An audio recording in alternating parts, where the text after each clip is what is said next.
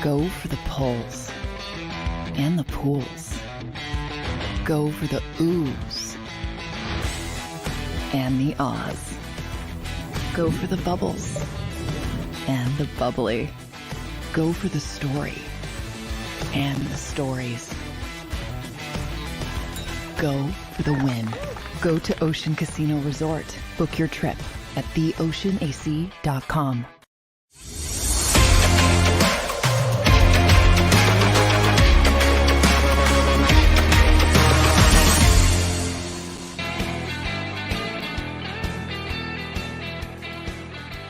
What is up, everybody? Welcome back. Philly Sports Power Hour with Bill Colarulo. Big day today in Philadelphia. We got Game 3 tonight for the Philadelphia Phillies.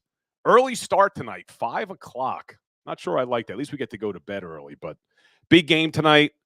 Big game on Sunday night for our Eagles. Can they bounce back from that tough loss to the New York Jets? Jalen Hurts and the Philadelphia Eagles have not lost back-to-back games since week 6 and 7 of 2021.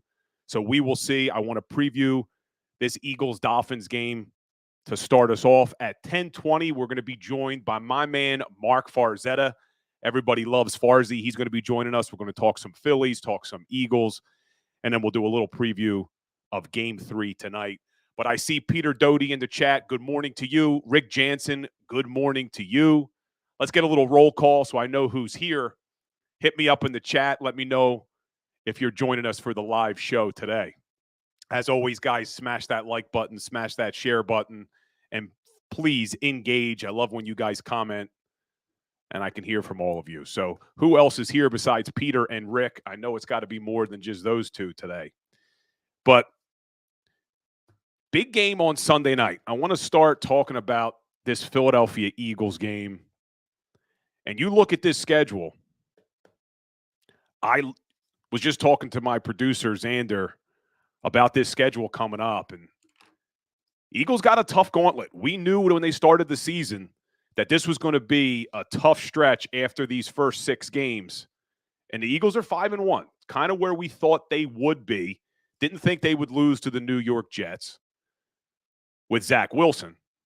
But when you looked at this schedule before the season started, before injuries started to occur, I would have been okay with 5-1. But now the schedule starts to get tough.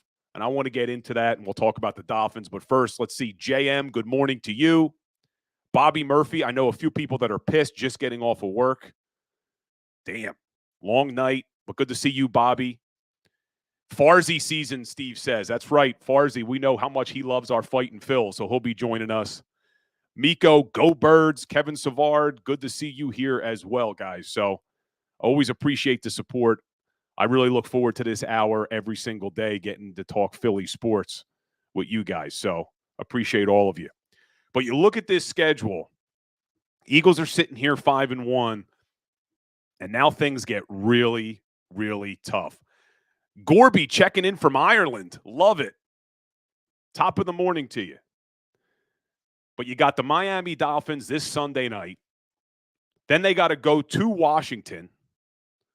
I think the Philadelphia Eagles are going to definitely be seeking revenge in that game, even though they did beat Washington, weren't happy with the way that game unfolded.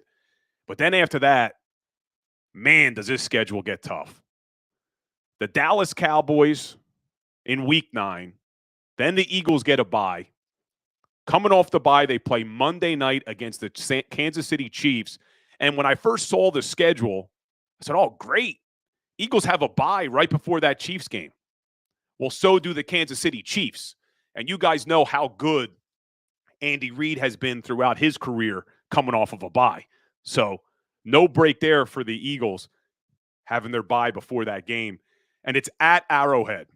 Tough game for the Eagles on a Monday night. They then come back on a short week to play the Buffalo Bills. And the Buffalo Bills, I'm not that sold on them this year. They've played some up and down, barely beat the New York Giants, but not going to be an easy game. And then week 13 could be the deciding factor for home field advantage throughout the playoffs against this San Francisco 49ers team. And you know the 49ers will be up for that game, but so will the Eagles. And thankfully, it's here at the link Then they have to go on the road against the Cowboys, on the road against the Seahawks. And then they end the season with hopefully 3 relatively easy games, Giants, Cardinals, and then at the Giants. But things don't get easy. And like I said, the Eagles haven't lost back-to-back games since week 6 and 7 of 2021. So this week's a big one. Let's see how the Eagles respond to adversity. They had their first loss. They're saying all the right things. Jalen Hurts, A.J. Brown, Nick Sirianni. You have to grow from these losses. Well, let's see what they do. But it's not going to be easy, and not only because of this Dolphins team, which we'll talk about, but damn, are those injuries piling up. Those injuries are piling up. And WCBJJ, I see you. Good morning to you. Kevin Savard, yes, Andy schemes up every time he has a bye. That's right.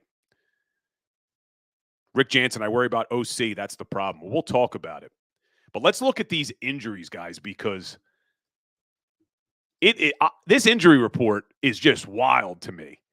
I shared it on my Instagram story last night at Legal Hands of the Face. If you're not already following, be sure to. And be sure to follow me on Twitter as well, at Bill Colarulo, posting daily content on all those platforms. But you look at the Wednesday report, and this is a little bit estimated because it was a walkthrough, but Reed Blankenship doesn't practice. Bradley Roby doesn't practice. Darius Slay is a limited participant.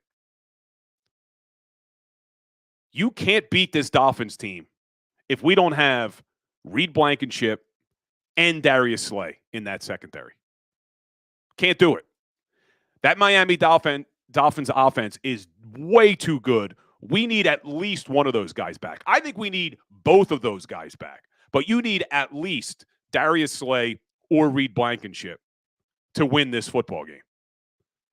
And you have no Bradley Roby, who just got here. Now, thankfully, Sidney Brown says he's ready to go. He was a full participant. And Eli Ricks, with his knee, was a full participant. But these guys are rookies. I don't think we can rest all of our hopes against the Miami Dolphins on those two young players. We need Slay. We need Blankenship. We need these guys back. You're already out Justin Evans. He's on IR. You guys know how I feel if you follow the show about Terrell Edmonds. I don't think he's very good back there at safety. But let's hope these guys can heal up by Sunday night, because all I just mentioned was the secondary. Let's talk about the rest of the damn team.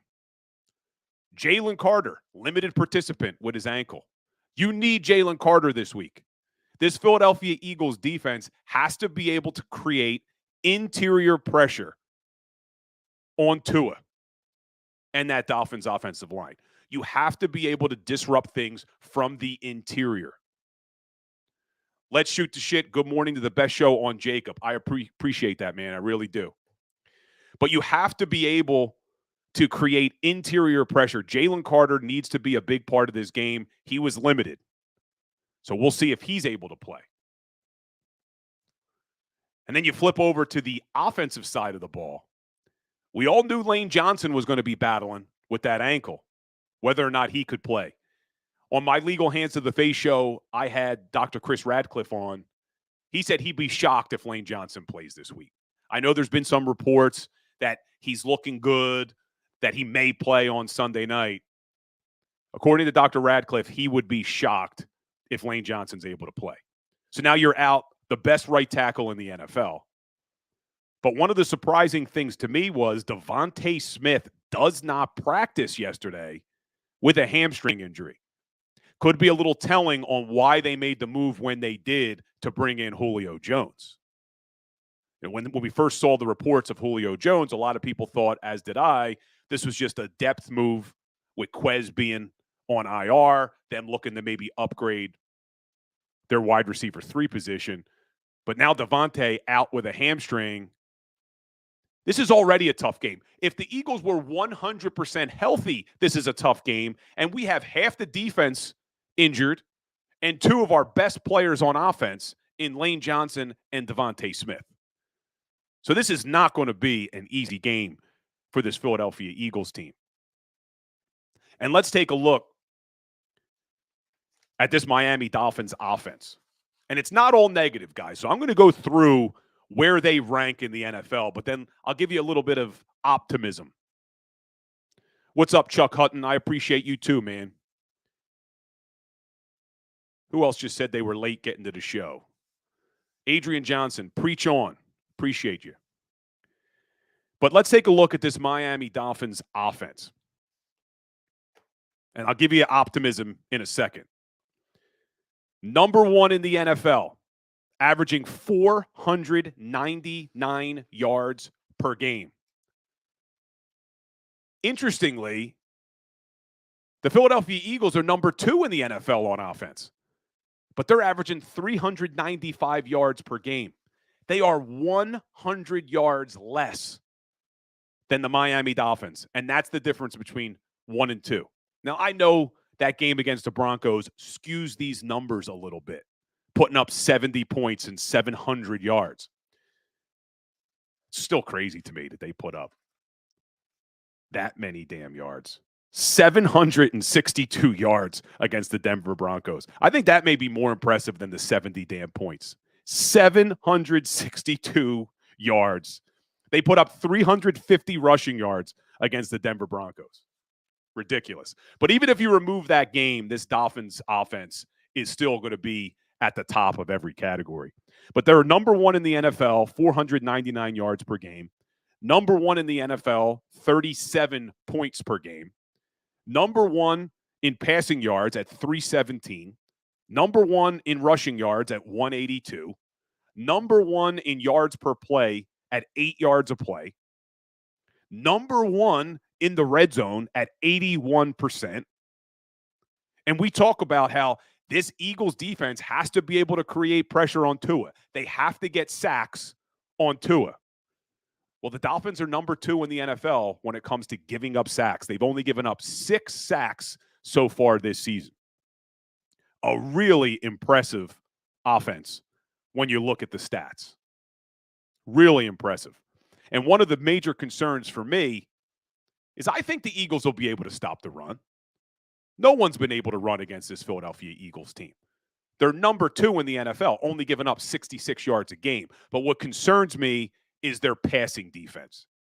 They're 20th in the league, giving up 232 yards per game. And the only reason why the numbers are as good as they are is because the Eagles completely shut down Zach Wilson and Baker Mayfield.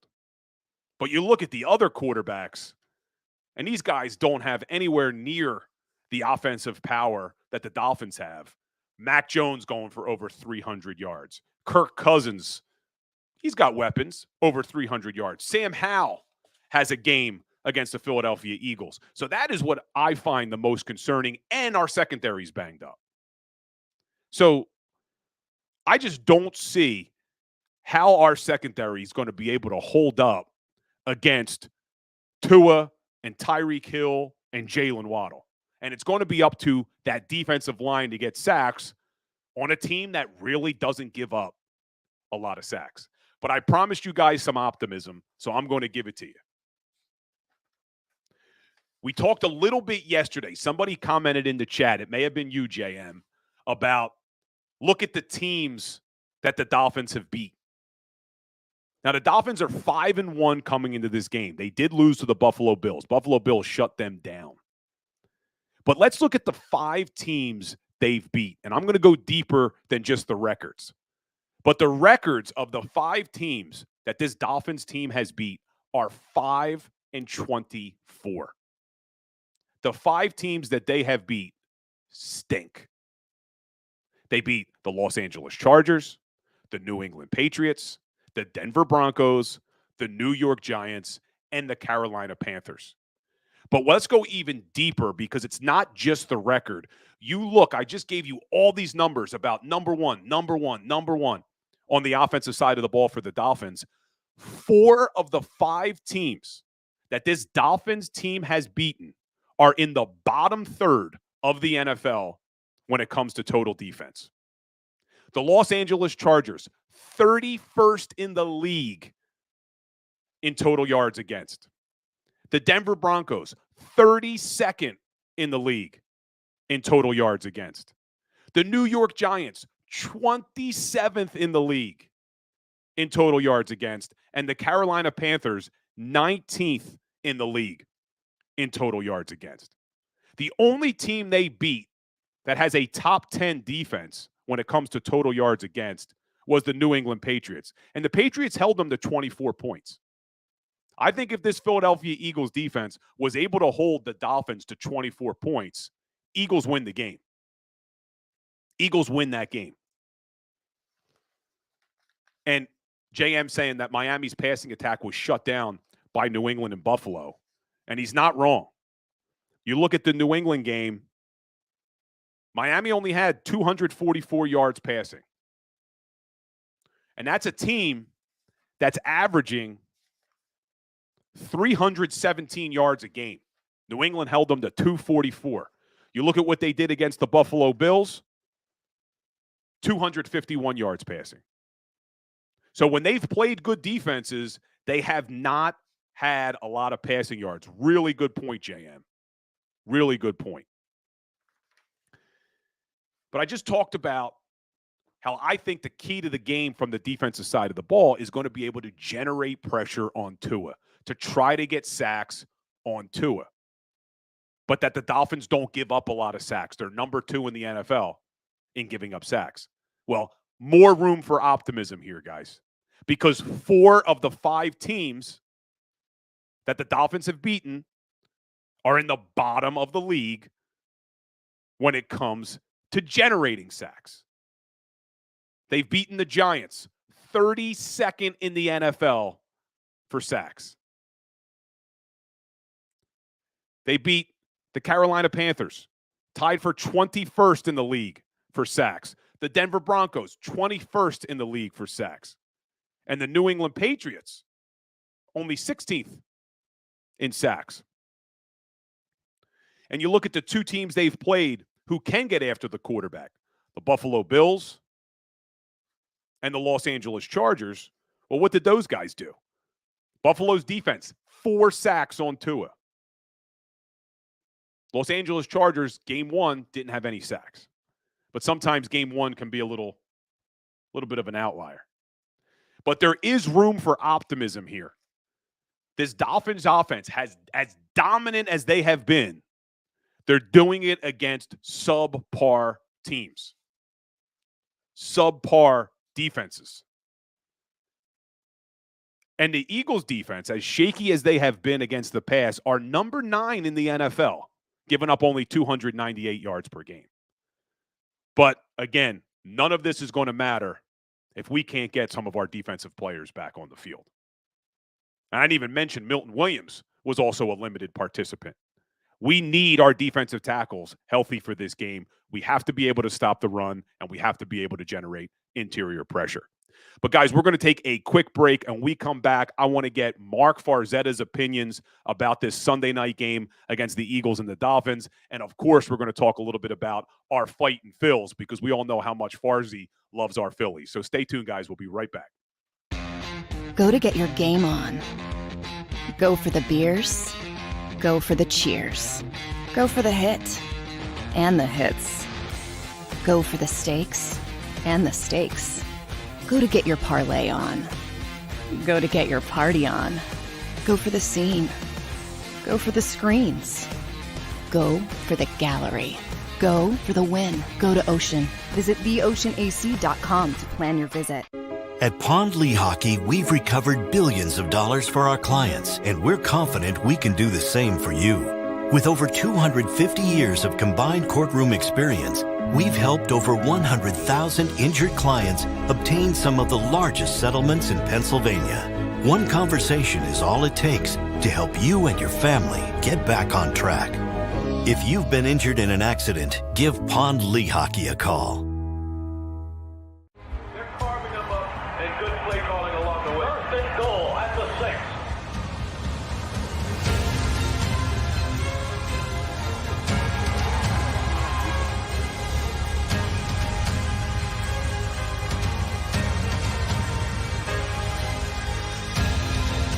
Field of life, First Trust Bank is there for you. Champions on 3. 1, 2, 3. Because Philadelphia dreams deserve a Philadelphia bank.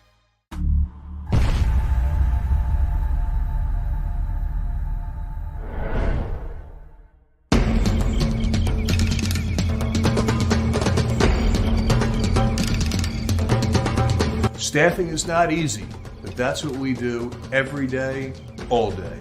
The key to our success is storytelling, asking the right questions to find the right people. Hi, I'm Gary Kane, president of Kane Partners. We want to be your staffing partner.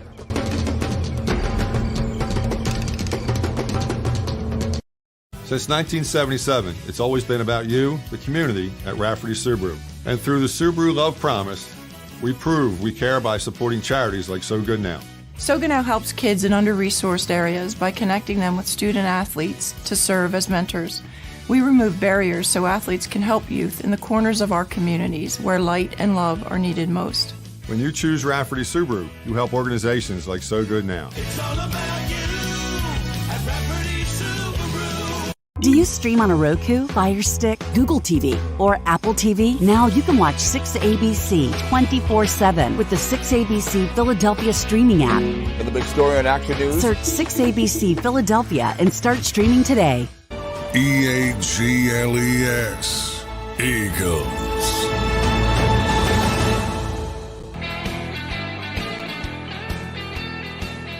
Welcome back to the Philly Sports Power Hour. We are now joined by my man, the one and only Mark Farzetta. What's going on, Farzy? Welcome back, Bill. How you doing, my friend? Nice to see you. It is so good to be back, Farzy. Let me tell you, man. Let me tell you. What a time! Yeah, the game you missed, quote unquote, was the Jets game, obviously here, where it was an all-out brawl on postgame. It was like in one corner, Mike Missinelli. Another corner was Seth Joyner. Another corner, actually, Seth and Derek were in the same corner, and then Mikey Miss was left there alone in another corner. I had to come in and settle the score there, man. It was like a Jalen Hurts blame game of like who gets more blame for the loss. Bill Brian Johnson. It was an epic battle royale, and then I came running in there like what is it? WrestleMania, the Royal Rumble, and I came running in there. You know what I mean? It was everything but the tighty whities away from the Royal Rumble, man. It was quite the party. Yeah. First of all, I was in hell on – I mean, my kids had a blast. I don't want to complain too much. They loved it. We were on a Disney cruise, but it was, crowded, and you're waiting in lines, and you're fighting to see characters. All while I'm thinking to myself, man, I'd love to hear – what is going on in the green room at the Ocean Casino with Farzy and Seth Joyner and Derek Gunn, and I missed it all, man. But I am happy to be back. I thought, okay, this is a good week to miss because Eagles aren't going to lose to the New York Jets and Zach Wilson. But hey, listen, our viewers yelled at me yesterday because I wasn't here Monday, Tuesday. So yesterday I came on the show and I wanted to vent and get all my anger out, and they're like, hey, we're trying to move on from the game. We're done. No, man. No, it lingers. It lingers. And I'll tell you this, and perhaps I'm crazy. Perhaps I'm a bit of a stick in the mud. But the Kelly Green thing, for me, I really wanted to enjoy. I really wanted to bask in it all week. When I looked at the schedule, I'm like, oh, leading up to Dolphins week, everything's going to be Kelly Green. It's going to be so beautiful to see all the Kelly Green. I don't care anymore. I don't care. I'll care when they run out of the tunnel in the Kelly Green. I'll be like, okay, that's pretty sweet. I love it.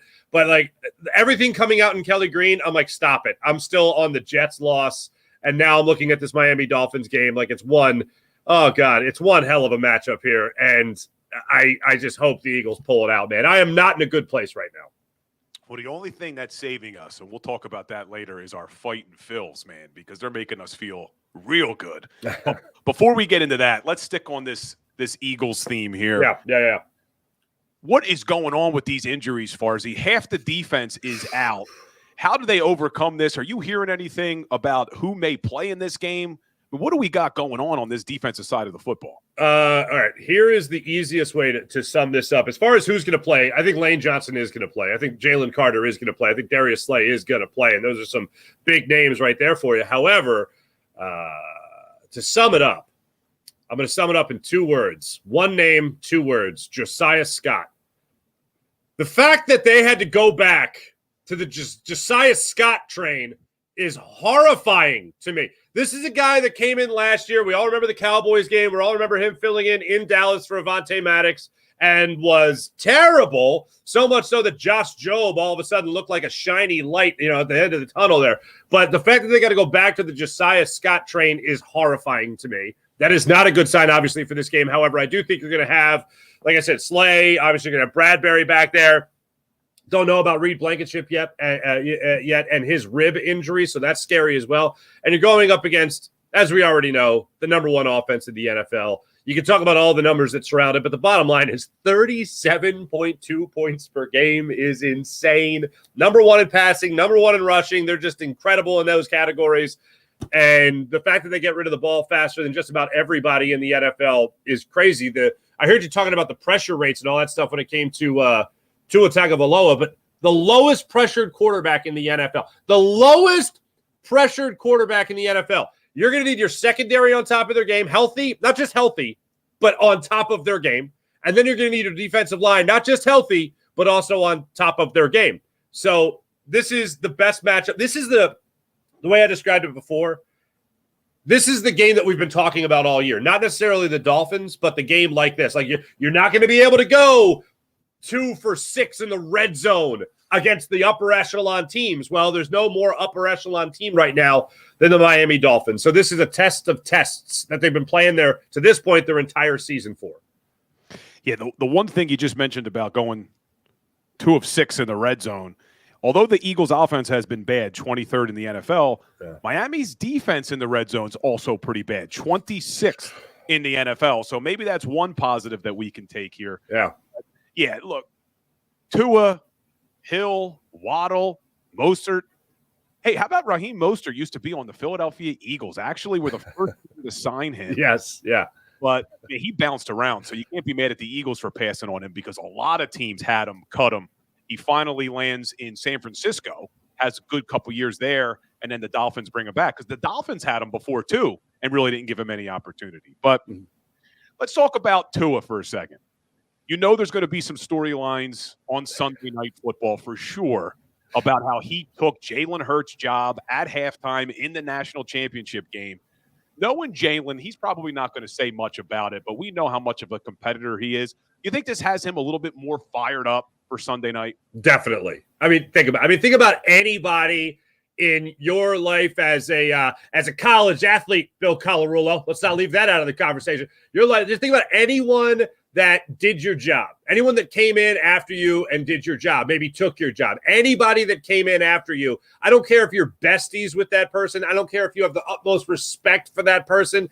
Anytime that happens at any level, in any walk of life, if you got any moxie about you whatsoever, which Jalen Hurts obviously has, you're coming into this game looking to beat that person. You're coming into this game still in the back of your mind, even though you've been an MVP candidate, even though you've already played in a Super Bowl, all that stuff, even if you've already been a Maxwell Player of the Year in the NFL and Jalen Hurts, you still want to go get Tua. You still want to go get Tua. You want to beat him. You want to beat him on your own turf, which is going to have the opportunity to do so on Sunday night. It's still very much a storyline. They both might talk right now about how they're still buddies. They're not texting all the time. They're not on the phone all the time with one another, but they're still friends. They still want to wish each other luck before the game. Tua was saying as much yesterday. Jalen said something similar as well. It's game week. There'll be time for that, maybe before the game, maybe after the game. But the bottom line is this. You have a guy in Jalen Hurts as an ultimate competitor. Nothing else can be said about this guy. He wants to go out there, and you think he wants to lose? You think he wants to do anything that would make him less likely to win this game? This is a game that is absolutely circled on Jalen Hurts' calendar to go out there and beat not just the 5-1, the fellow 5-1 Miami Dolphins, but beat Tua Tagovailoa in this game. Yeah, and the one thing you didn't mention is they're also coming off a bad damn loss. So there's a lot of things. Yeah. There's a lot of things to be positive about when you're talking about the Jalen Hurts-led Eagles. Hey, we've seen what Hurts and Sirianni have done in the face of adversity throughout their stint together. They seem to always rise to the occasion. They haven't lost back-to-back games with Jalen since week 6 and 7 of 2021. It's Kelly Green night. It's Tua. It's the 5-1 Dolphins. But with all that being said, it's still a really tough matchup, man. No, it's horrifying. Really tough matchup. Think about this. You want to go into this with a banged up secondary? No, thank you. I don't want any part of that. That's why, I'm going to spoiler alert for you. The only way the Eagles win this game is if their pass rush is getting home. It's the only way they win this game. The only game that the Dolphins lost this year was a loss to the Bills, where the Bills were able to get after Tua, and that also was a road game in Buffalo. So that's the only way. If you have Jalen Carter and Fletcher Cox and Josh Sweat, if Hassan Reddick wasn't as red hot as he has been, my confidence level would be 0 instead of maybe 2% more that the Eagles actually win this game. Hassan Reddick being as hot as he is, being able to rush the passer with 2 good hands now, one not being in a cast, with him having 5.5 sacks over his last 3 games. We all know the numbers by now. And his speed and his strength and his quickness with not just his feet but his hands, that gives me a lot more confidence than originally thought about when it came to this game and whether or not Hassan Reddick was going to have a big impact. Him, Jalen Carter hopefully being healthy, and your linebackers. Sean Desai, this is the game. You want to talk about that word palpable? You want to talk about that word palpable, where you said that you want this defense for other offenses to feel it? You want to reiterate it like you did this week when you talked about how strength can push around speed. Strength and power can beat up speed and make speed a little bit slower. This is the opportunity to prove that true. Brandon Graham backed up those words in the locker room when he was asked about it earlier in the week.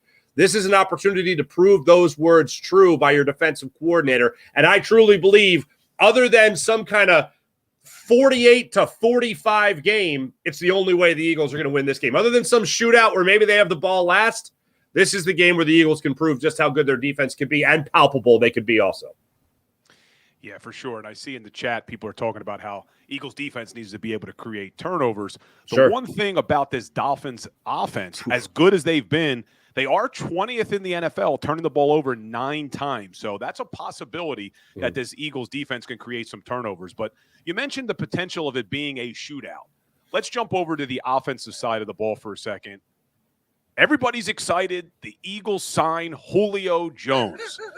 Now, I did a video on my Instagram yesterday, and some people called me a Debbie Downer because I said, hey, guys, look, calm down. It's not the Julio Jones that you're used to seeing for the Atlanta Falcons. He hasn't played more than 10 games since 2019. I still like the move. I think it was a low-risk move. You bring in a veteran wide receiver. He may have a nice game here or there, but I really don't expect him to do a ton for this Eagles offense. But what's Farzi's take on the Julio Jones signing? I'm surprised to hear that your audience was saying, this is great and this is all, because my reaction, and I thought a lot of other people's reaction to it was when they saw it on their phone, they went, huh? Like they were confused, but it wasn't like, oh my God, yeah! Like this isn't the guy that was lighting up your fantasy football roster in 2016. He's not that guy anymore. He hasn't been that guy for more than a hot minute in the NFL. So it was like, huh? Red zone, I guess? Like that's really the only thing.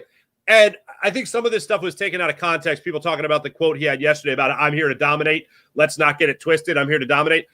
He's here to dominate as a 3.5 wide receiver. He's not even a third. He's not a fourth. A 3.5 wide receiver right now. When Nick Sirianni is asked about it openly yesterday in his press conference, the only other wide receiver that he mentioned was Olamide Zaccheaus. He didn't mention A.J. Brown. He didn't mention Devontae Smith. He mentioned Olamide Zaccheaus. So you're competing right now to be the third wide receiver. That is everything you need to know in a nutshell about where he ranks in this wide receiver corps. He's not going to take reps away from A.J. Brown. He's not taking reps away from Devontae Smith. He is strictly going to be a third down and red zone target for Jalen Hurts. And anything the Eagles could do right now to help them in the red zone, I am A-OK with as far as that goes. So when it comes, I like that. Little Phillies preview. Foreshadowing. Anyway, but when it comes to, I'm an idiot. Sorry. When it comes to Julio Jones, I think it's a good signing. What can be worse? All right. If you mean to tell me in week 5 you have Quez Watkins on your roster, and then you don't, but now you have Julio Jones, I'm happy. So I'm going to live with this. And again, on that note of I'm going to dominate, he's going to dominate in the role, whatever role that is, but it's not going to be above a third wide receiver that the Eagles are going to give him. Red zone and third down target for Jalen. Simple as that.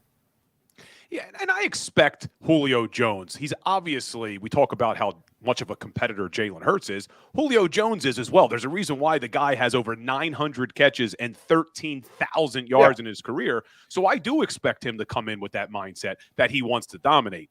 That's up here.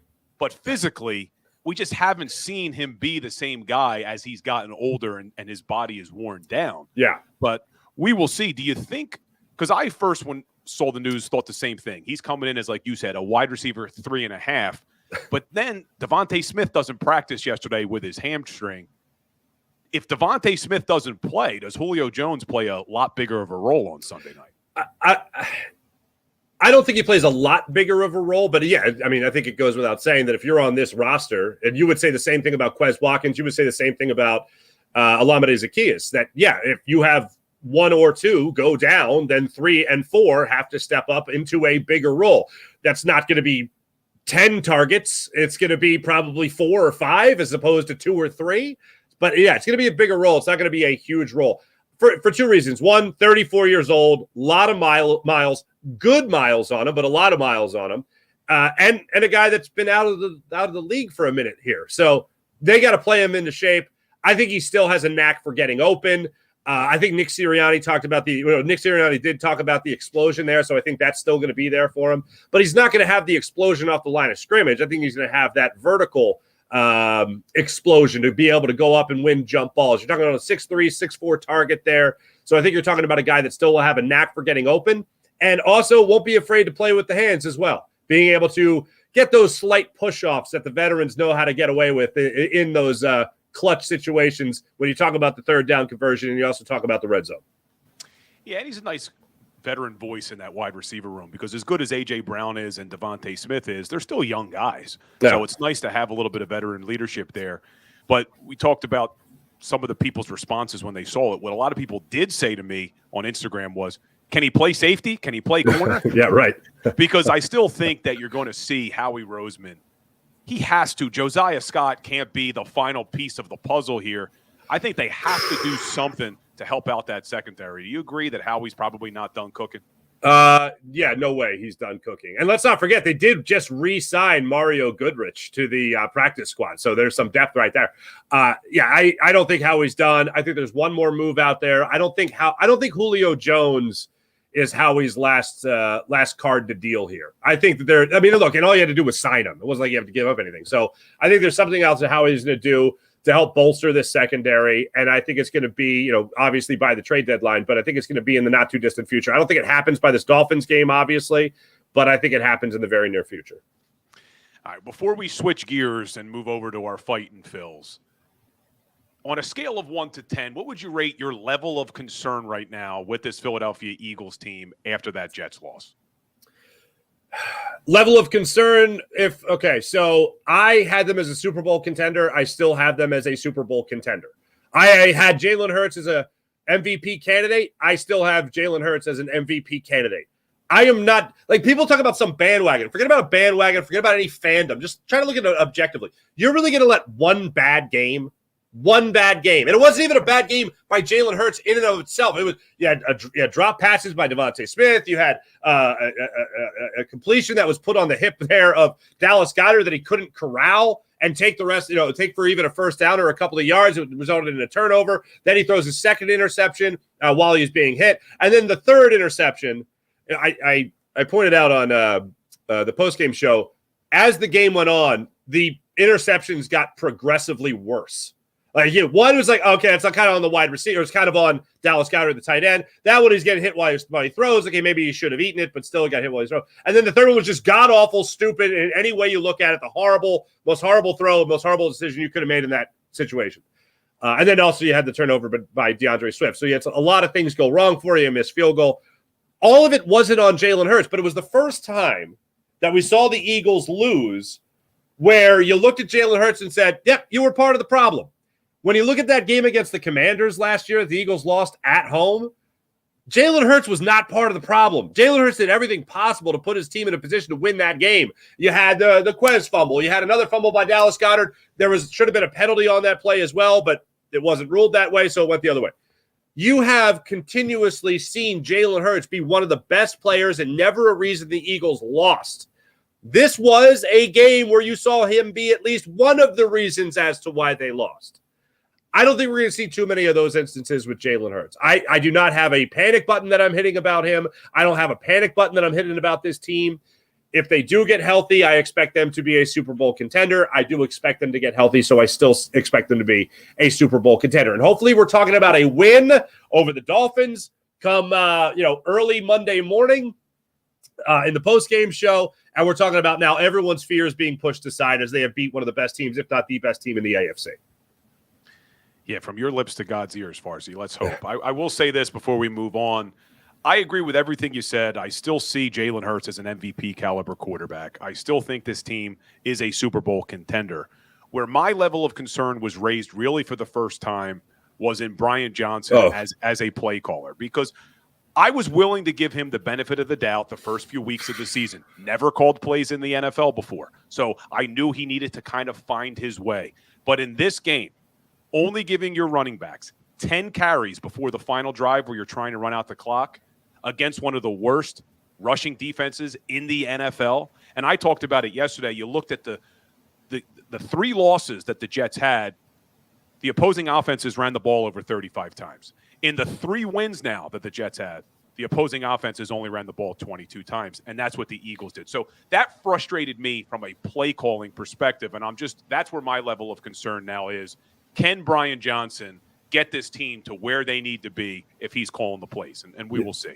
Mm-hmm. No, I absolutely agree. I said going into the season, the 2 biggest question marks have names, and their names are Sean Desai and Brian Johnson. Those are the 2 biggest question marks going into the season. Sean Desai has shown me that he could be a very good defensive play caller, a very good defensive coordinator in general. Brian Johnson has yet to prove to me over any amount of sustained period of time that he could be that play caller. We've seen flashes of good play calls. For instance, the A.J. Brown fake screen that was able to take it for a touchdown against the Rams, I think it was. Great.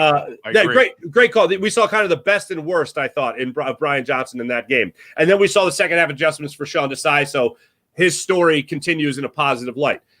The thing that is interesting, though, if DeAndre Swift doesn't fumble that ball, if Jalen Hurts doesn't get credited with 3 interceptions, I doubt we're harping on the play calling as much.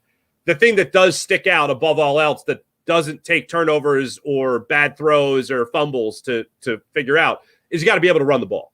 And it bothers the hell out of me that after what did he get? 1 carry in week 1 for DeAndre Swift. He went on for the next 3 weeks to become the second leading rusher behind only Christian McCaffrey in the NFL. And then all of a sudden he doesn't touch the ball anymore. And look, one thing drives me more crazy that coaches say, more so than, my responsibility, better position to make plays, all that stuff. One thing drives me more crazy than that is when the play caller says screens or throws to the flat are like runs. See, the thing is here, fella, they're not. They might be like them, but they're not. It reminds me of the conversation about RPOs. Well, we run the ball through our RPOs, and sometimes the option is not to run, it's to pass. Well, then call a damn run play. If you want to give the ball to your running back, it's really tricky. You hand the ball to the running back, and then they run with it. And it's amazing sometimes how that can work. And this offensive line, with or without Lane Johnson, you can still run it to the other side of the field. I still would rather, if you're going to have a guy like Jack Driscoll make the start there, I'm sure he'd rather run block than pass block in this situation because you have the thud and done. Just give the ball to DeAndre Swift. Let him be that playmaker as a runner. Don't always... Yes, put him in space sometimes, but if that's not working for you either, you got to be able to give him the ball on the ground and let him run with it. I agree, 100%. And just looking at the chat, Sports on 88, they ran 14 times. They had only given the running backs 10 carries before the second to the last drive when they were trying to run out the clock a little bit. So 10 carries throughout almost 4 quarters of that game is unacceptable. And the Philadelphia Phillies in Game 2 had just as many runs as DeAndre Swift had in the Eagles game against the Jets. That's unacceptable. But let's talk about our fighting Phils, man. You've been around. You were here for the 08 and 09 teams. This Philadelphia Phillies team, man, have you ever seen a team doing what this roster and this lineup is doing for the Fightins? I love the idea that every night there's a new historical number surrounding the Phillies, whether it's Kyle Schwarber and left-handed home runs, same as Reggie Jackson now in a postseason. That's unbelievable. When you talk about run differential that hasn't been done since 2017 in the Red Sox, it's absolutely insane. When you talk about Nick Castellanos getting as many home runs in a 3-game span as Reggie Jackson did in 1977, that is mind-blowing. I love watching this team. They've been doing it with their arms. They've been doing it with their bats. They've been doing it in the field, other than Trey Turner. But he's been doing it great at the plate, as we know. I am just mesmerized by this team. But above all else, nothing beats the team playing great. And the team playing great obviously feeds the crowd. But good God, does this crowd feed the team as well? I can't, even in 2008, I think because there was a sense of unknowing. The Phillies had just gotten swept the previous year out of the playoffs in 2007 by the Rockies. We really weren't sure what we had in the Phillies that year in 2008. But this year, it seems like the regular season was just a warm-up to this. The regular season was just an extended preseason for postseason baseball. And yes, if you got the number 1 wild card, great. If you got the 3rd wild card, fine, whatever. You did the same thing last year, made it to the World Series. But this year, it just seems like everyone was anticipating this moment. And the Phillies, to use, I think it was Ron Darling's quote, a buzzsaw. The Phillies have been a buzzsaw with their crowd, with their bats, with their arms. And the Philadelphia fan base, and this is what's so amazing, has been a co-star of this show. We are getting positive publicity as a fan base. No one is sitting down. One of the other things they said on the broadcast is Citizens Bank Park. Citizens Bank Park is the only stadium that doesn't need seats because no one's sitting down. Everyone's just enjoying every second. They're standing up. They're waiting for that explosion. And when you have an offense like this hitting bombs, man, it is incredible. And you don't get that really as much in any other sport as you get it with baseball because the crowd is always in the shot. Home plate, you're getting that shot from behind the pitcher. You see the home plate crowd right there. Maybe in basketball, you get a little bit of this, but in baseball, you see it more than any other sport. The batters in the batter's box, they have the head-on shot of them. You see the crowd behind them. See the ball, see the bat swing through the zone. Ball goes flying out of the park. Everyone jumps up and down. It's such a great atmosphere that comes through the TV. Talk about the word palpable. Oh man, you feel that crowd, man. I feel like I'm getting ready to do post game, and I feel like I'm cold in the stands with everybody else in South Philly at CBP, man. So I can't wait to see what they do tonight. It looks like they have this series already well in hand. Yeah, and you're right about putting Philadelphia in a good light. Even these national broadcasters on TBS are just in awe of this Philadelphia crowd. You can hear it when they're talking to each other. And the one guy said, I forget who it was, who said, we couldn't wait for you to get here because the other guy wasn't at the divisional series and just saw what this Philadelphia Phillies fan base is doing. It's awesome. And you mentioned Schwarber tying Reggie Jackson for most home runs by a left-handed batter in postseason history. The crazier thing to me is that Schwarber's done it in 59 games, and it took Mr. October, Reggie Jackson, 77 games to do it. And he's got a nickname like Mr. October. And what Schwarber's done is just unbelievable. And yeah, you look how many records they're setting every single night, man. But one thing is we talk about the home field advantage, and I was talking about this yesterday on the show. Citizens Bank Park, obviously number 1. They're 6-0 this postseason. Since 2004, they have a .718 winning percentage. But you look at the Arizona Diamondbacks at Chase Field, they've been really good in the postseason at home. .636 winning percentage. Number 4, I think, in Major League Baseball history. But then they're selling tickets for like $7 to get into that stadium. Yeah. I was willing to give the Arizona fans like the benefit of the doubt, said, okay, maybe they're going to be pretty good too. $7 and you can go to that game tonight in Arizona. It's actually probably cheaper to get on an airplane, fly to Arizona and go to the game there than it is to try to get tickets at the bank. A good seat at Citizens Bank Park is a round trip, including ticket to the game in Arizona. Think about that for a second. Arizona doesn't give a damn, man. Arizona doesn't give a damn. Philadelphia, they give several dams, a lot of dams, as a matter of fact. I am waiting for Kyle Schwarber to step into the batter's box for the first pitch and hear the oohs and ahs from the crowd, from Philadelphia fans, like you do here in Philadelphia. I am expecting a home game away from home, like we've heard it so many times in football, like we have heard it with the Phillies in years past when we used to call Nationals Park Citizens Bank Park South. I can't wait for that moment tonight. And if the Phillies get on the board first, if Kyle Schwarber leads off with another home run to start the game, oh, man, I can't wait for the rumble of the Philadelphia faithful out there in Arizona, basking in the sun. Not at the game, of course, because they got a roof, but just exploding with excitement. I think this is going to be another home away from home game for the Philadelphia. And think about this. Games in Arizona, Super Bowl, of course, including the Super Bowl, Philadelphia fans flock to Arizona. They'll take over that stadium. I remember the NFC Championship game after the 2008 season, the 2009 year, where the Eagles went out there to Arizona, and you could hear a hell of a lot of Eagles fans in the stands. Philly loves going to Arizona. This is going to be no exception tonight. I think it's going to be a home away from home game for the Phils. Oh, and one more thing. Phillies won 3 games out of 4 there in June. And Ranger Suarez was one of the starting pitchers. Went 7 scoreless against them in his best start of the year. He's going to get another opportunity to do it tonight.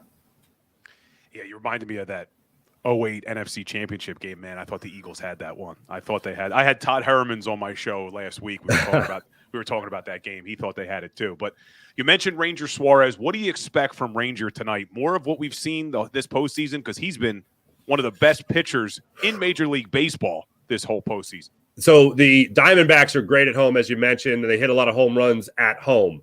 This reminds me tenfold of what Ranger Suarez was charged to do against the Atlanta Braves. Best home run hitting team in baseball. Rob Thompson made a great decision to start out a pitcher that is a little bit more of an off-speed pitcher, is an off-speed pitcher in Ranger Suarez. So for me, watching him tonight, I'm expecting a classic Ranger Suarez performance with the changeup working, the curveball dropping in beautifully, that great 12-6 curveball that he drops in. And I expect him to be a guy that will be able to give you probably in the range of 5 to 6 innings again with the day off yesterday. With the day off yesterday, they'll have the bullpen fresh and ready to go. But I wouldn't be surprised if Rob Thompson just decides to unleash the hounds and let Ranger Suarez go out there for maybe 6-7 innings, depending on what his pitch count is. I think he goes out there and has himself another stellar performance. I think he has these guys pressing. The fact that they haven't been aggressive on the base paths is mind-boggling to me, especially when you're looking at a guy like Corbin Carroll. So now you have an instance where they're coming off a shutout.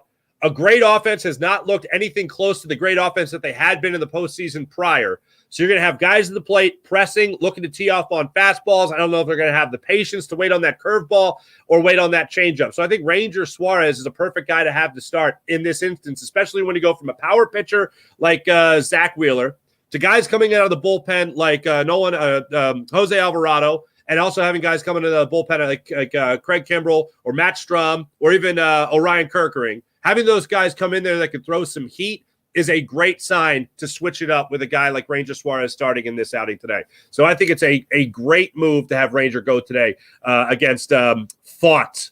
Brandon Fott is how you pronounce that, of the Arizona Diamondbacks. So I'm expecting a great start from Ranger tonight. Yeah, and Brandon Fott, rookie, only been in Major League Baseball for 5 months, and now he's got to come out against this Phillies lineup who is just white hot, right? Yeah. Hotter than red hot, white hot right now, but awesome, Farzy. So before I let you run, I kept you a little longer, but prediction, does this series come back to Citizens Bank Park, or do they close it up in Arizona? Other than feeling like it's going to be back in Citizens Bank Park with the Philly fan takeover out there, no, it does not physically come back. The next game at Citizens Bank Park will be the World Series. Love it, Farzy. Well, appreciate your time, my man. I am back at Ocean Casino with you on Sunday. Can't wait, man. Bring your boxing gloves if it gets like last week, man. Oh, man, it's going to be a crazy one. It's going to be a crazy post-game show. Looking forward to it, brother. Appreciate you. Take it easy. And that's our man, Farzy. Always a pleasure to have Farzy on the Philly Sports Power Hour. Loves his fighting Phils, man. He loves his fighting Phils. So we won't have to wait too long for the Phillies game tonight. 5 o'clock start. But one thing I didn't mention at the beginning of the show, a little sad news today.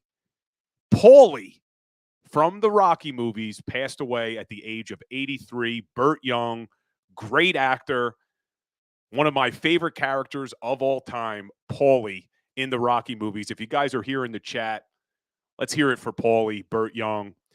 Also, if you were a Sopranos fan, he had a nice small role in The Sopranos playing Bobby Bacala's father. And he did a really nice job in that role as well. But the Real Zeal said, got to be honest, thought he was already dead. Come on, the Real Zeal. But one of my favorite quotes from Paulie in the Rocky movies is when he's there with Rocky in the meat freezer. And he says, if you do that to Apollo Creed, they're going to put us in jail for murder. Love that. Love when Adrian doesn't want to go out with Rocky. And he says, you want the bird? Go out in the alley and eat the bird. So Paulie was one of the great supporting actors of that movie. Yeah, Paulie, I don't sweat you. Who did he say that to? Clubber Lang? Steve Patton? Was that the Clubber Lang? I don't sweat you. But Paulie was an awesome, awesome character in every Rocky. But yeah, unfortunately, he passes away. And the guys, like we end every single show, a little bit of Today in Sports. And this one, very topical for our Fightin' Phils. 14 years ago, Jimmy Rollins hit his walk-off 2 RBI double in the 9th inning to beat the Los Angeles Dodgers with 2 outs, down by 1, J-roll, 2-run double, walk-off, win the game in the bottom of the 9th. That was awesome 14 years ago. But he said it to Apollo in Rocky 3. Gotcha. I knew it was Rocky 3, but I thought he said it to Clubber Lang, but he says it to Apollo in Rocky 3. Sports on 88. Rocky was the greatest sports movie ever. I do not disagree. JM, classic alcoholic abusive uncle. Sports on 88. J-Roll was clutch. Yes, he was. M. Reyes, that graveyard scene in Balboa hit hard. He killed that scene. Yeah, that was a sad scene, man. But what do you guys think? We got like 1 minute left.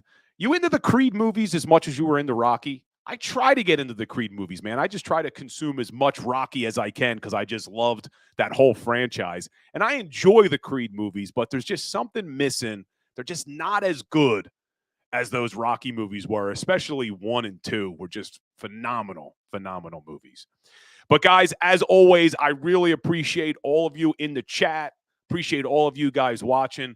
Before you leave, hit that like button, hit that share button, and I will be back here tomorrow at 10 o'clock. We'll be talking about the Fightin' Phils, hopefully with another big win, and we're going to be joined by Eagles insider Dave Spadaro to talk a little bit about our Eagles-Miami Dolphins on Sunday night. Appreciate you guys. Talk soon.